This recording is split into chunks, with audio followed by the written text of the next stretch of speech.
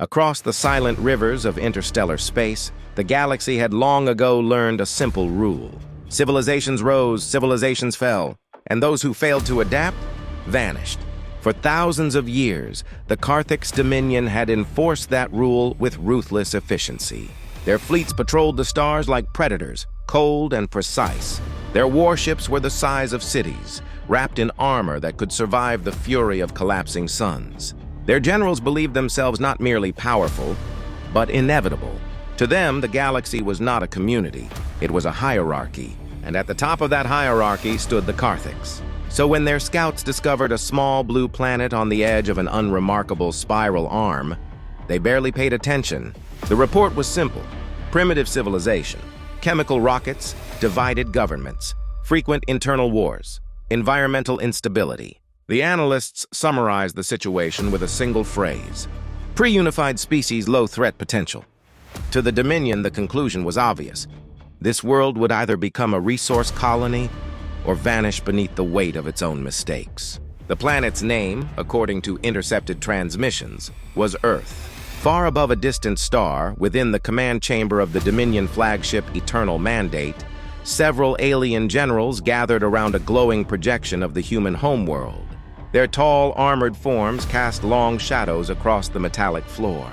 At the center of the room floated a hologram of Earth, blue fragile. Small General Carroll studied it with mild curiosity. Atmosphere compatible with several Dominion species, he said. Water abundant, mineral reserves acceptable. Another General Vorth tilted his narrow head. And the inhabitants? Carroll flicked a claw toward the display. Images appeared. Human cities, airplanes, satellites, wars, protests, celebrations, families, chaos. They fight among themselves, Carroll said calmly. Constantly! Vorth let out a low rumble that might have been amusement. Then they will not fight us. Around the chamber, several officers nodded. The pattern was familiar. Primitive species often exhausted themselves with internal conflict. When the Dominion arrived, they surrendered quickly. It saved time, it saved resources, and it reinforced the natural order of the galaxy. General Carroll made the decision without hesitation. Prepare a diplomatic ultimatum. The word diplomatic meant something very specific in Dominion doctrine. It meant surrender. On Earth, the first alien transmission arrived on a quiet Tuesday morning. Radio telescopes across the world detected the signal simultaneously. At first, scientists assumed it was a glitch. Then the signal repeated, again and again. Within hours, every major observatory on Earth was staring at the same pattern. It wasn't random. It was structured, intentional.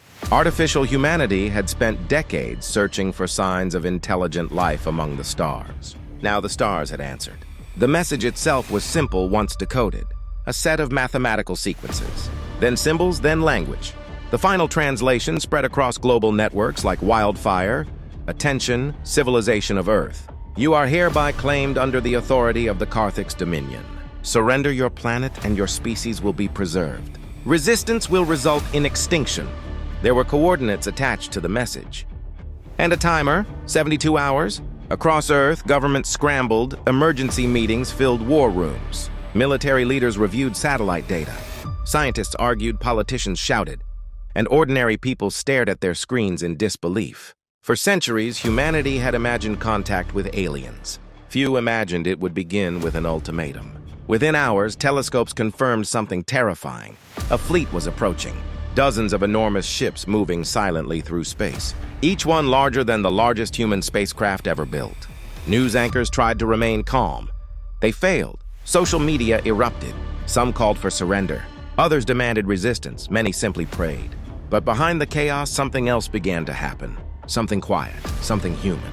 The fleet 3 days later, the Dominion Armada arrived at the edge of the solar system. To the Carthix generals, the journey had been routine. They had conquered hundreds of worlds before. This one would be no different. In the command chamber, General Carroll watched the tactical display. Small human satellites blinked across the system like fragile sparks. Pathetic. Their technology barely qualified as spacefaring. A subordinate officer spoke. Human governments are broadcasting messages, General. Carroll gestured for the translation.